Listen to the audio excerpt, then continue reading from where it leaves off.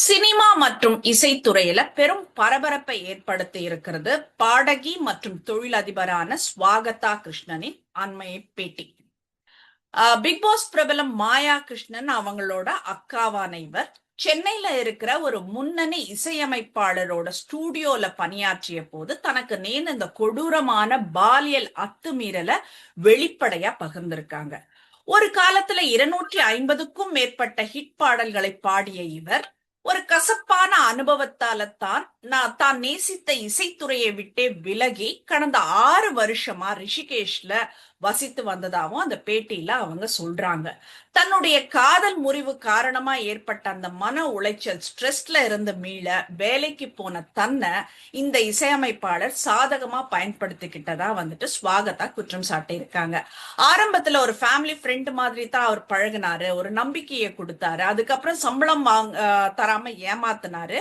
அது மட்டும் இல்லாம அவர் வாங்கின காருக்கும் ஐபோனுக்கும் தன்கிட்ட தான் கடன் வாங்கியிருக்காருன்றதையும் ஸ்வாகதா சொல்றாங்க. ஒரு கட்டத்துல சவுண்ட் ப்ரூஃப் அறையில வச்சு ரகசிய கேமராக்கள் மூலம் தன்னை மிரட்டி வலுக்கட்டாயமா பாலியல் வன்புணர்வு செய்ததா அவங்க தெரிவிச்சிருக்கிற விவரம் சமூக வலைதளத்துல பெரிய அதிர்ச்சியை ஏற்படுத்தி இருக்கு. இந்த விவகாரத்துல மிகவும் திடுக்கிட தகவல் இன்னொன்னு இருக்கு. அது என்னன்னா, அந்த இசையமைப்பாளர் தன்னை போலவே பல பெண்களையும் அந்த ஸ்டூடியோல பாட வரும் சிறுமிகளை கூட அப்படின்றத சொல்லியிருக்காங்க. மனசுக்கு அது கேட்கிறப்பவே அவ்வளோ கஷ்டமா இருந்தது. ரகசியமா வீடியோ எடுத்து வச்சு மிரட்டிட்டு இருக்காரு அப்படின்னுட்டு ஸ்வாகதா சொல்றாங்க. அவரை எப்ஸ்டீன்கெல்லாம் ராஜா அப்படின்னுட்டு ரொம்ப ஒரு கடுமையான விமர்சனத்தை முன் வச்சிருக்காங்க. தன்னை மிரட்ட முயன்ற அந்த இசையமைப்பாளர் அதுக்கப்புறம் தன் மீது ஒரு திருட்டு பட்டம் சுமத்தி பழிவாங்கினதாவும் தன்னோட மனைவி கிட்ட ஒரு தற்கொலை நாடகம் ஆடி தப்பிச்சதாவும் ஒரு வேதனையோட குறிப்பிட்டிருக்காங்க. ஜிவி பிரகாஷ், ஜிப்ரன், இமான், அனிருத் இவங்கெல்லாம் உண்மையான தொழில்துறை கலைஞர்கள்னுட்டுன்னு ஸ்வாகதா பாராட்டியிருக்காங்க. சோ அந்த லிஸ்ட்ல இவங்களெல்லாம் நம்ம யாரும் சந்தேகப்பட முடியாது. அந்த மோசமான இசையமைப்பாளரோட பேரை இப்போ சட்ட ரீதியான காரணங்களால வெளிப்படுத்தல அப்படின்னு சொல்றாங்க. இருந்தாலும் நேரம் வரும்போது அவரை சட்டத்தின் முன் நிறுத்துவேன்னு உறுதியா சொல்றாங்க.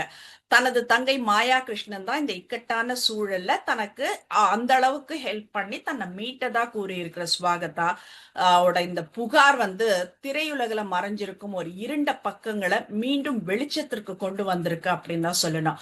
இது ஏன் 6 வருஷம் கழிச்சு வராங்க அப்படின்னு கூட நிறைய புத்திசாலிகள் கேள்வி கேட்பாங்க.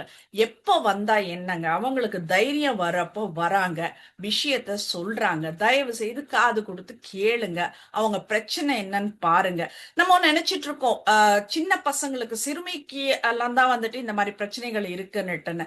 இல்ல, இப்ப நேத்து நம்ம பாக்குறப்ப ஒரு 76 மூதாட்டிக்கு கூட ஒரு பிளம்பர் மூலமா இந்த மாதிரி பாலியல் தொந்தரவு இருந்தது.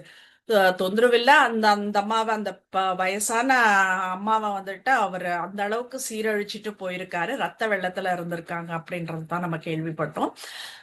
என்ன இவங்களுக்கெல்லாம் தேவைன்றதுதான் நமக்கு புரியல.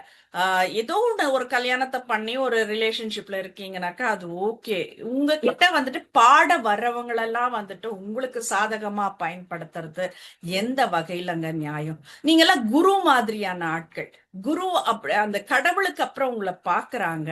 ஆனா நீங்களே உங்க சிஷ்யர்கள் மேல இப்படி கை வைக்கும் போது அவங்க எங்க போவாங்க? கொஞ்சம் யோசிங்க.